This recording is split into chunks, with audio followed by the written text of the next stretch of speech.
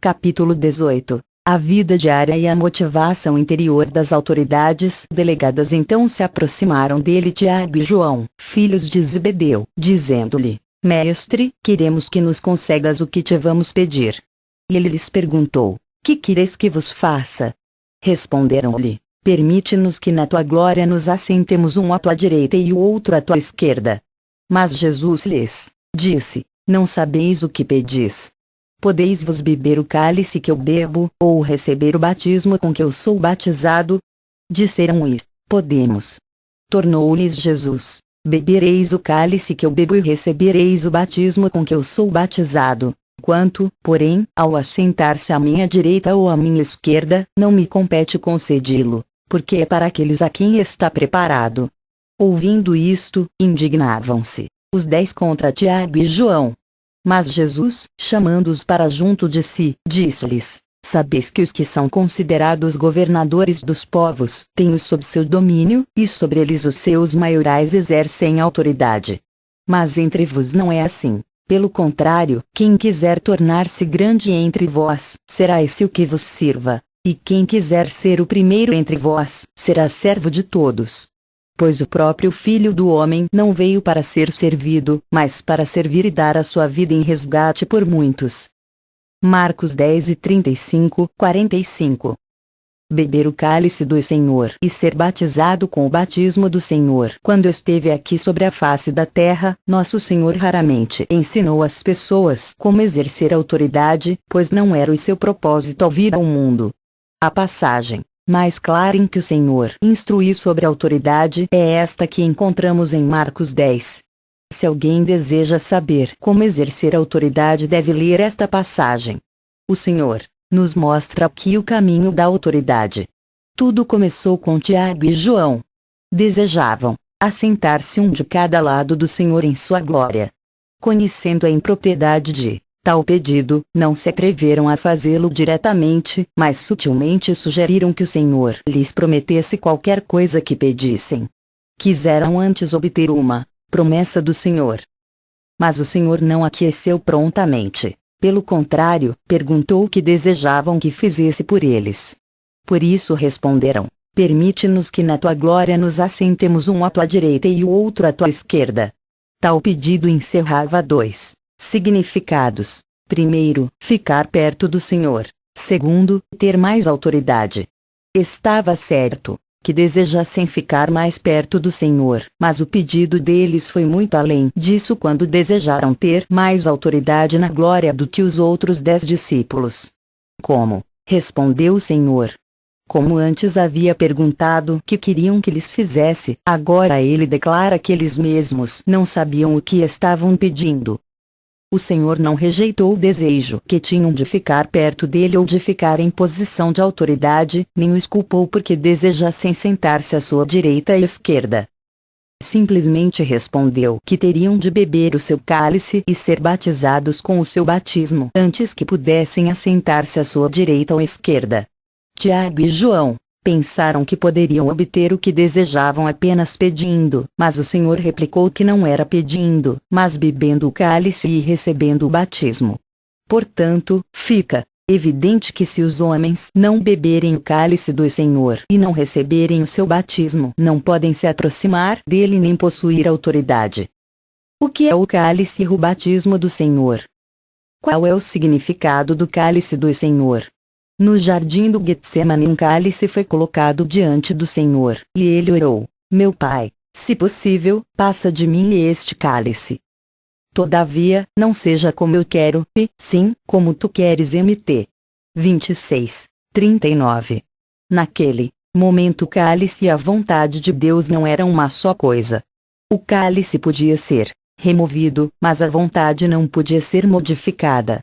O Senhor ainda poderia não precisar beber o cálice, embora desejasse fazer a vontade de Deus de maneira absoluta. Sua atitude foi que se fosse a vontade de Deus que bebesse, então ele beberia, mas se não fosse a vontade de Deus, ele não beberia. Tais palavras despertam nossa adoração. O que ele destacou no jardim foi se o cálice era ou não a vontade de Deus. Depois de orar assim 3 vezes, ele ficou sabendo que o cálice e a vontade de Deus eram uma coisa só. Portanto acrescentou rapidamente: não beberei, porventura, o cálice que o Pai me deu. João 18:11. No jardim havia ainda a possibilidade do cálice passar dele, porque o cálice e a vontade de Deus ainda não tinham se tornado a mesma coisa. Depois desta experiência no jardim, entretanto, o Senhor sabia que o cálice e a vontade de Deus eram uma só coisa. Portanto, fora do jardim, o cálice já fazia parte da vontade de Deus. Era um cálice dado pelo Pai que ele tinha de beber. Esta é uma lição espiritual muito profunda. O Senhor não se preocupou principalmente com a cruz. Estava ocupado, em vez disso, em fazer a vontade de Deus. Embora sua crucificação fosse tremendamente importante, não poderia contudo substituir a vontade de Deus. A cruz sobre a qual morreu em resgate por muitos não podia sobrepujar a vontade de Deus. Ele não veio para ser crucificado, mas para fazer a vontade de Deus. Por amor ao Pai foi crucificado. Não tinha relacionamento direto com a cruz, só estava diretamente relacionado com a vontade de Deus. Sua escolha era a vontade de Deus, não a cruz. De acordo com isso, o beber o cálice significava sua sujeição à enorme autoridade de Deus em obedecer à vontade deste. Por isso perguntou a Tiago e João: podeis-vos beber o cálice que eu bebo? Muitos são capazes de se relacionarem à consagração, ou ao sofrimento ou ao trabalho, mas devemos manter relacionamento direto só com a vontade de Deus. Algumas pessoas, quando ocupadas no trabalho, não servem para mais nada. Ficam tão tomadas pelo que estão fazendo que se afogam naquilo. Não podem nem sequer aceitar dali em diante a vontade de Deus. Insistem em ir até o fim, uma vez que não estão trabalhando por causa da vontade de Deus, mas por amor ao trabalho. Isto não aconteceu com o Senhor. Estava tão ansioso em fazer a vontade de Deus que lhe seria possível não ser crucificado. Contudo, uma vez claro que a vontade de Deus para ele era a cruz, imediatamente a aceitou, apesar de seus sofrimentos indizíveis. Por isso a pergunta que fez a Tiago e João foi: vocês estão prontos a se submeter à vontade de Deus como eu me submeto? Este é o cálice do Senhor. Aqueles que são obedientes a Deus estão ligados apenas à vontade de Deus. Tudo mais fica sujeito a mudanças. Antes de fazer a vontade de Deus, devem primeiro submeter-se à autoridade de Deus. No jardim do Getsemane, o Senhor atingiu o cume de sua obediência. Não misturou o cálice com a vontade de Deus. O objeto de sua obediência é a vontade de Deus. O cálice não é o seu objetivo. Sempre obedece à vontade de Deus porque a considera acima de tudo. Não é o trabalho, nem o sofrimento, nem mesmo a cruz, mas a vontade de Deus. O Senhor parecia dizer a Tiago e João: assentar-se ou não à minha direita e à minha esquerda depende de vocês beberem o meu cálice, que neste caso é absoluta obediência à vontade de Deus. Qual é, então, o significado do batismo do Senhor? Não se refere ao batismo no Rio Jordão, uma vez que era um acontecimento passado. Não, aponta para o futuro, para a sua morte na cruz. Teno, porém, um batismo com o qual hei de ser batizado, disse o Senhor, e quanto me angustio até que o mesmo se realize. Lucas 12:50. Ele antecipava a sua libertação. A plenitude da glória de Deus estava tolhida em seu corpo encarnado. Como se sentia? Preso e angustiado. Que bênção quando fosse libertado! A cruz é, portanto, a libertação da vida além da expiação pelo pecado. Deus liberta sua vida através da cruz. Logo que a vida de Deus é liberada, acende-se como um fogo lançado sobre a terra. Causará divisão em lugar de paz. Tudo o que é tocado pelo fogo queima. Casas serão divididas. Os crentes e os incrédulos entrarão em conflito. Aqueles que têm vida e aqueles que não têm vida lutarão uns contra os outros, e o queimado entrará em conflito com o que não está queimado. Isto chama-se de batismo do Senhor. Onde há vida, há luta, não paz. Aqueles que receberam este batismo estão separados daqueles que não o receberam. Portanto, parece que o Senhor aqui está dizendo: eu vou para a cruz a fim de libertar a vida para que as pessoas possam lutar umas com as outras. Vocês são capazes de fazer a mesma coisa. O batismo em si mesmo é primeiramente morte e então vida liberada, sendo que a consequência do batismo é dividir as pessoas. Isto se parece com a declaração de Paulo que disse: em nós opera a morte, mas em vós, a vida. 2 Cor. 4 e 12. No batismo o Senhor desfaz sua casca pela morte e assim libera a vida. Temos de fazer o mesmo hoje. Temos de quebrantar o homem exterior para que a vida interior possa fluir. Quando a casca de um homem se quebra, ele se aproxima muito dos outros e a vida pode fluir facilmente. Caso contrário, a vida ficará presa, o espírito terá dificuldade de sair, e assim o caminho da vida aos outros ficará bloqueado. É quando o grão de trigo cai sobre a terra e sua casca se rompe que a vida começa a fluir. Por isso, o Senhor disse: quem perder a vida por minha causa, achá-la. Mt. 16 e 25. O Senhor não diz morrer, mas ser batizado, para que ninguém entenda mal. Imagine que Tiago e João participaram da expiação. Na questão da expiação, Cristo, na qualidade de nosso sumo sacerdote, expia sozinho os nossos pecados. Não há ninguém mais que possa expiar ou participar da expiação. No que se refere à parte expiatória de sua morte na cruz, não participamos dela, mas quanto à parte de sua morte que proporciona vida, todos participamos dela. Consequentemente, o Senhor aqui fala só do aspecto da sua morte que libera a vida, nada relacionado com a expiação. Assim, parece que nos diz: o batismo que receberei arrebentará minha casca e libertará a vida. Vocês estão prontos a serem assim batizados? Se um homem não for quebrantado, a vida não pode ser libertada. Um homem não quebrantado mantém uma grande distância entre si e os outros. Embora se assente bem pertinho das pessoas, não pode tocá-las, porque sua vida interior não pode fluir livremente. Logo que esta vida flui, a terra perde a sua paz e começa a luta. Muitos serão divididos, por causa daqueles que têm esta vida fluindo. A diferença entre aqueles que pertencem ao Senhor e aqueles que não pertencem é grande. Muitas dificuldades surgirão entre aqueles que têm o Senhor e aqueles que não têm, aqueles que conhecem a Deus e aqueles que não conhecem, aqueles que pagam o preço e aqueles que não pagam, aqueles que são fiéis e aqueles que são infiéis, aqueles que aceitam as provações e aqueles que as recusam. O Senhor aparentemente dizia o seguinte a Tiago e João: uma vez que vocês me pedem para serem diferentes dos demais assentando-se à minha direita e esquerda, são capazes de hoje ser diferentes do restante dos filhos de Deus. Vocês têm de primeiro beber o cálice e ser batizados com o batismo para poderem se assentar à minha direita e esquerda na glória.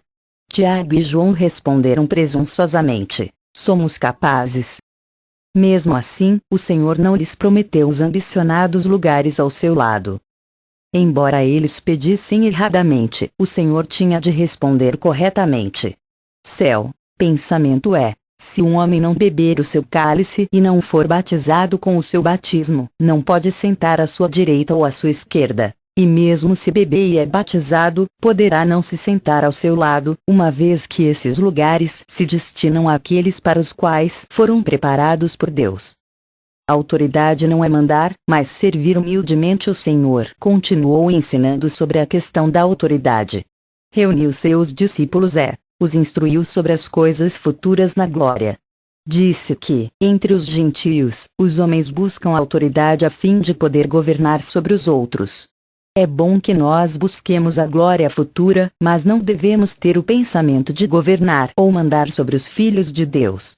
Fazê-lo nos levaria a cair no estado dos gentios. Exercer autoridade e governar são desejos dos gentios. Um espírito assim deve ser expulso da igreja. Aqueles a quem o Senhor usa são os que conhecem o cálice do Senhor, o seu batismo.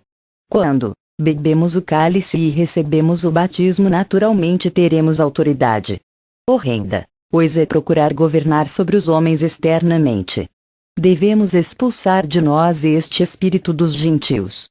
Caso contrário, não seremos aptos a liderar os outros. Aqueles que procuram exercer autoridade não devem ser postos em posições de autoridade, pois Deus jamais concede autoridade a tais pessoas.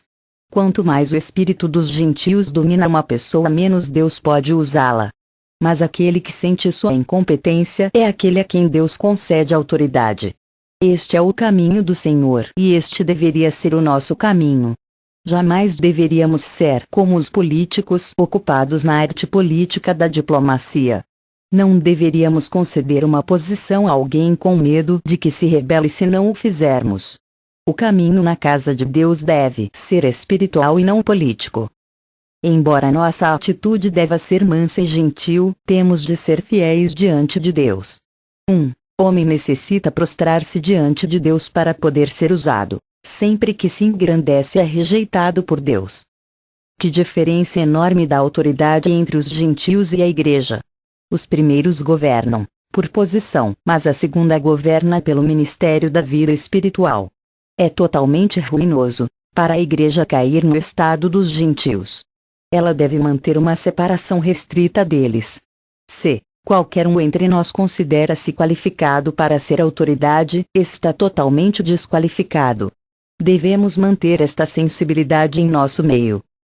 Para ser grande, é preciso ser servo. A autoridade que Deus designa precisa de antecedentes espirituais, deve beber o cálice, isto é, obedecer de maneira absoluta à vontade de Deus, e deve receber o batismo, isto é, aceitar a morte para que a vida seja liberada. Também não deve ter nenhuma intenção de exercer autoridade. Pelo contrário, deve estar preparado para servir como servo e escravo de todos. Em outras palavras, possuir base espiritual de um lado e espírito de humildade do outro. Por que não? Procura ser autoridade, Deus pode usá-lo como tal. É descabido falar sobre autoridade se o cálice não for bebido e o batismo não for recebido. Para aquele que é verdadeiramente humilde e que se considera inadequado para qualquer coisa que não seja servir a todos, a este o Senhor anuncia que pode ser grande. A condição para a autoridade é consequentemente um senso de incompetência e indignidade. Da Bíblia podemos concluir que Deus nunca usa uma alma orgulhosa. No momento em que uma pessoa fica orgulhosa, Deus a deixa de lado.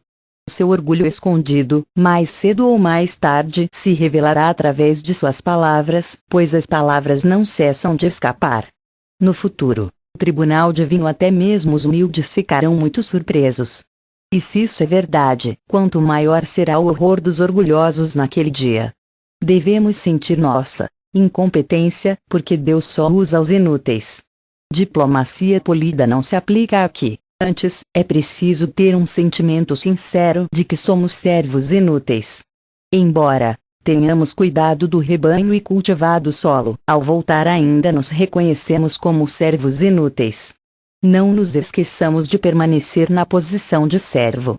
Deus jamais confia sua autoridade aos que têm justiça própria e que são autocompetentes. Rejeitemos o orgulho, aprendamos a ser humildes e mansos, e a não falar de nós mesmos. Aprendamos a nos conhecer à luz de Deus. Finalmente, o Senhor disse: pois o Filho do Homem também veio não para ser servido, mas para servir, e dar a sua vida em resgate de muitos. O Senhor não veio para exercer autoridade, veio para servir. Quanto menos convencida e mais humilde for uma pessoa, mais útil será. Quanto mais cheia de importância e preconceitos uma pessoa for, menos útil será. Nosso Senhor assumiu a forma de escravo, nascendo em semelhança de homens. Ele jamais estendeu a mão em busca de autoridade, pois recebeu-a de Deus. O Senhor Jesus foi exaltado da humildade para as maiores alturas. Este foi o seu princípio de vida. Não vamos estender nossas mãos carnais para agarrar a autoridade carnal. Sejamos escravos de todos até que um dia Deus nos confie uma responsabilidade particular. Assim aprenderemos a representar a Deus. Portanto, o ministério é a base da autoridade. O ministério vem da ressurreição, o serviço vem do ministério e a autoridade do serviço. Que o Senhor nos liberte da altivez. Como será sério o juízo sobre aqueles que se apossam da autoridade de Deus com suas mãos carnais? Temamos a autoridade como tememos o fogo do inferno. Representará: Deus não é uma coisa fácil, é grande demais e maravilhosa demais para se tocar. Necessitamos andar estritamente no caminho da obediência. Zero caminho para nós é a obediência, não a autoridade. É sermos servos, não cabeças. Sermos escravos, não governadores. Moisés e Davi, ambos foram as maiores autoridades, mas não foram pessoas que tentassem estabelecer sua própria autoridade. Aqueles que hoje desejam ficar em posição de autoridade deveriam seguir suas pisadas. Deveria sempre haver temor e tremor nesta questão de exercer autoridade.